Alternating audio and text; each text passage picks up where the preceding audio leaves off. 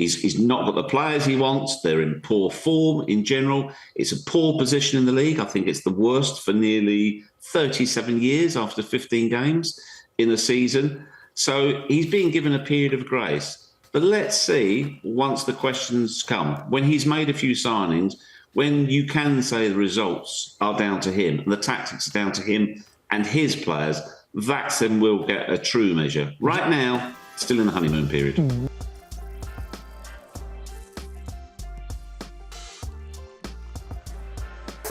Just a very positive result for Manchester United, and it wasn't pretty. But how badly did Ruben Amorim need this one? Well, it was more than welcome, wasn't it, Suze? I mean, that's their first win in 7, so they really did need a win. You know, they've not been going in the right way, and going into the Manchester derby, you know, it's all the confidence they need. I've got to say that spat there that you just spoke about, that doesn't really tell the full story, because I can't remember which way round it was. One didn't pass the other, so he gets the hump. Okay, you can understand that. But then, in return, I think it was Højlund, well, because you didn't pass to me, I'm not going to pass to you. That's when it gets ridiculous. That's when it gets childish. So, yeah, you want passion, and there's nothing wrong with being direct with teammates. But if you're not passing to each other for a perceived slight, that's pretty poor. So I think Ruben Amorim was trying to put a positive spin on something there, which I think privately he might have had words with the pair of them. I feel like, personally, that happens all the time on a football pitch. Players, if you don't pass it to him, you don't pass it to the other guy. There's spats. You take care of it. You get angry at each other. You want to hold each other accountable. Nico, I agree. But if it's spilling over into not providing an assist because of a perceived slight on you earlier on, and you're costing your team a goal, do you think that's acceptable? No, I get it. Why are we asking Charlie, bro? If somebody stops you from getting a hat trick because they wanted to take the shot themselves, how you feeling? It depends if it was the right decision or not, or if I felt it was selfish. In this call, if you're Rasmus Højlund, how would you feel? If I'm Rasmus Højlund, who could really use a hat trick, by the way. Okay, but I have a brace, and that's back-to-back braces, and we won the game. You wouldn't be upset if you missed out on a hat trick? No. Wow, okay. Charlie Was not expecting that. Also an exceptionally happy and grateful guy, and has a great attitude. Also extremely competitive. You saw him running around because he got a goal scorer, right? I love it. They're fighting amongst themselves. They've got you lot fighting as well. Fantastic. Yeah, but we had this conversation with Real Madrid when, who was it? Jude, like, threw his hands up, at Vini. Yeah. When you're playing at the highest level, and I've played amateur games with former professionals. The way that Clint looked at me when I messed up a pass and he's calling me out, that's the demand of excellence that I expect when I'm playing with the best and the best. And that was Clint Dempsey. I'm not talking about like elite level Real Madrid, right? So it's like whatever. I've got to say as well, I've got to say, even allowing for the caveat that Charlie is the nicest guy in the world, which we all know he is, super guy. I've never, ever heard a striker say, nah, it doesn't bother me if I scored 2 and I didn't get a hat trick. Yeah, that's crazy. I know strikers, when the team has been beaten 5-1 and everybody's down, they are like, so what? Did my job, scored a goal. They're a different breed. Yeah. So, just like Charlie, you're the exception. We love you for it. I also love Ruben Amorim just deciding, you know what? I'm not going to let the media turn this into something. This is fun. Perfect. Sometimes you fight your brother, sometimes you fight your mother. Yeah. I would never do that, Ma. I know you got a belt on you at all times. You keep that thing on you. So I'm not doing that.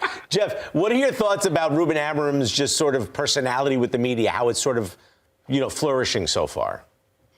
Do you know what, Alexis? I think there are, if you like, there are almost similarities with Arne Slot in that he never seems too high and he never seems too low. He takes it in his stride. He doesn't seek out the media. He does it because it's an obligation.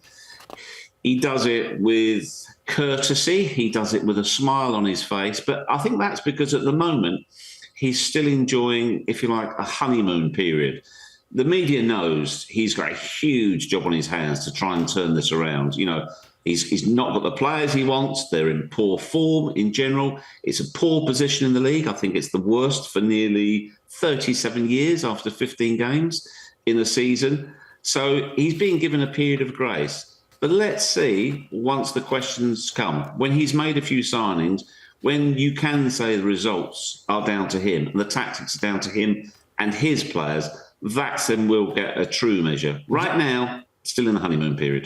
Geoff, you know where I understood that he understood where his context is, where his feet are at the moment, when Ed Sheeran walked into that interview at Sky Sports or whatever post game, and he understood the disrespect, right? He didn't play along, because nowadays, everything is happy and funny in sport, but he's taking this job seriously, and he knows that he can't be messing around, and he can have a laugh or two, but in that moment is where I went like, all right, this guy, he gets it. He means serious business. So, Geoff, yeah, I think you're right, Nico. And also, what was classy about him was he's like thinking, hang on, I've given up my time to talk to the media about this, and it wouldn't really matter if it's Ed Sheeran or another player or something like that. He's like, hang on, this is my time. But he didn't, as I say, didn't throw his toys out. I thought he handled it well. You could see he wasn't overly enthused. I don't know if that's because of his musical taste. Had it been, I don't know, Taylor Swift or somebody, he might have been delighted. I've no idea. Yeah, but I think I'm he's with you, like, Nico. I'm over this music.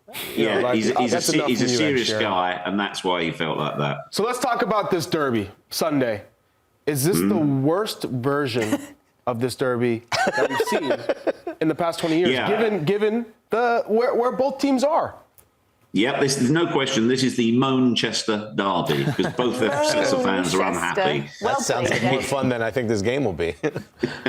Yeah, it's look, every derby game, fans go into it desperate to get one over their rivals, but also equally nervous because, as we all know, I mean, they'll be hoping it's true this time. Form goes out of the window in a derby game. Boy, oh boy, these two will be hoping that form goes out the window because they're both really, really toiling right now. But you got to say that more chance than ever for Manchester United against Manchester City. Who do you think has the upper hand right now? I mean, is there even a way to gauge that? Would you say this is more exciting, given that both teams are in peril? This is, because of everything that's going on, this is the best derby in the last 20 years. I agree. I agree with you. This could be riddled with mistakes. I mean, Pep said today he's happy with the way the team is going. He says we've been in games. I mean, they've got horrendous injuries right now. I think Guardiola, Walker and Diaz are the only fit defenders that he has going into the game at the weekend. He said, look, if we can cut out the mistakes and actually start putting the ball in the back of the net, we'll be okay. But, this is... And don't forget, Ruben Amorim has already beaten Manchester City this season for Sporting, of course. It was his final game. So he knows them. I think it's a great derby because not just because of the history, what is at stake, and also with both of them right now, they are both wounded animals, and that can go either way. So who in your mind is more willing to change what they've done in the past in terms of tactics and formations and players? Because it feels like both of them had a set way of playing, and it feels like maybe it's not working at the moment, so you have to change it. Who's more willing to change? Do you think Pep's coming out in a low block? Charlie, I think it would be, if I was guessing, I'd say it'd be Pep, because we know Ruben Amorim is wedded to 3-4-3. That's his avowed formation. So I don't expect him to change from that. There could be tweaks within it, but Pep, he's always been adaptable. Some people say he's, sometimes a little too clever, although it's hard to criticise a coach with his track record.